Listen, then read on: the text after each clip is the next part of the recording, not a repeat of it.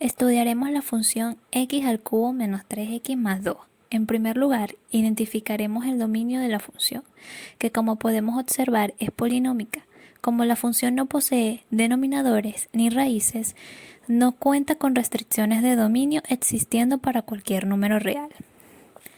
Luego, como segundo paso, obtendremos los puntos de corte o intersección con los ejes x y y.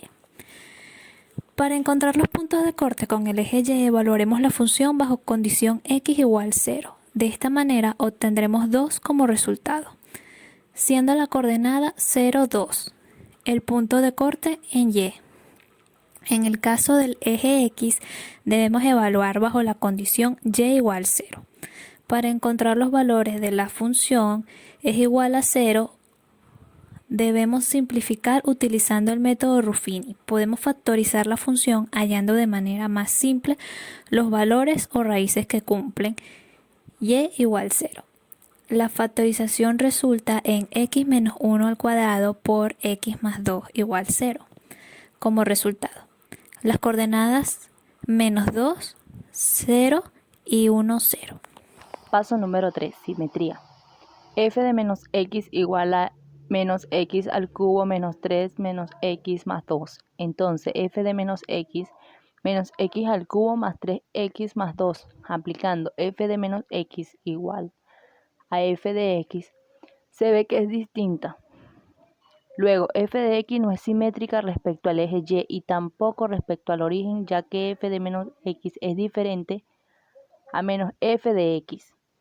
Paso número 4, asíntotas. Como f de x es polinómica, está definida para todos los reales. Por tanto, no hay asíntotas verticales. Como el límite cuando x tiende a infinito de f de x igual a infinito, entonces no hay asíntotas horizontales. Paso número 5. Puntos críticos. Para determinar nuestros puntos críticos, derivamos nuestra función.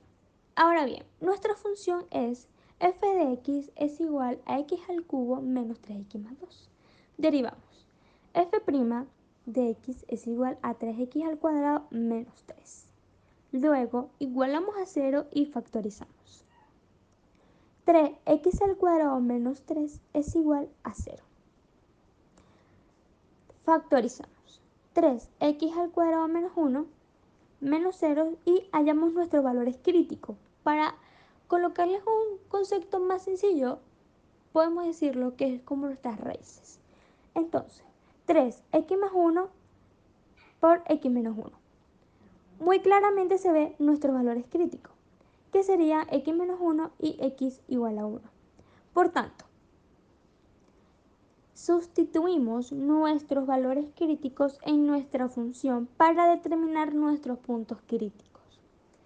Menos 1 de f menos 1, que sería igual menos 1 y 4. Por otro lado, tenemos 1, f de 1, sustituimos ese 1 en nuestra función principal y obtenemos 1 igual a 0. Esos son nuestros puntos críticos. Ahora bien, ¿qué son los puntos críticos? Los puntos críticos son todos aquellos que pueden tener un máximo o un mínimo. Entonces, concluimos que nuestros puntos críticos son menos 1 y 4, 1 y 0. Paso 6. Máximos y mínimos. Analicemos los signos de f' menos 1 y f'1. Derivando nuestra primera derivada, que sería f' de x es igual a 3x al cuadrado menos 3. Calculamos nuestra segunda derivada, que sería f2' de x igual a 6x. Hallando nuestra segunda derivada de f2' menos 1 y f2'1. Obtenemos los siguientes valores. f2' de menos 1 es igual a menos 6, mayor que 0, y f2' de 1 es igual a 6 mayor que 0. Por lo tanto, existe un máximo x menos 1 y un mínimo en x1. ¿Qué quiere decir esto? Que tenemos un máximo relativo x igual a menos 1 y un mínimo relativo igual a x igual a 1. En el punto 7 tenemos concavidad y punto de inflexión.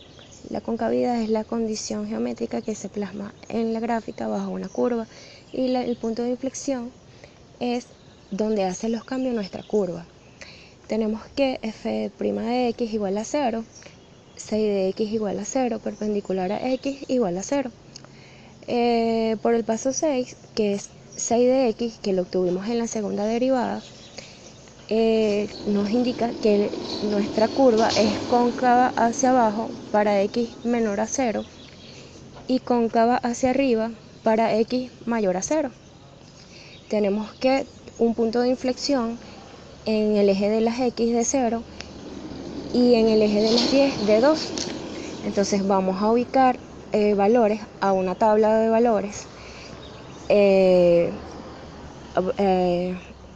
Agregamos valores numéricos para las x y para las y, para obtener así nuestros máximos y nuestros mínimos y así buscar puntos por donde trazar nuestra curva y tener los puntos de inserción, los máximos y los mínimos relativos de nuestra gráfica.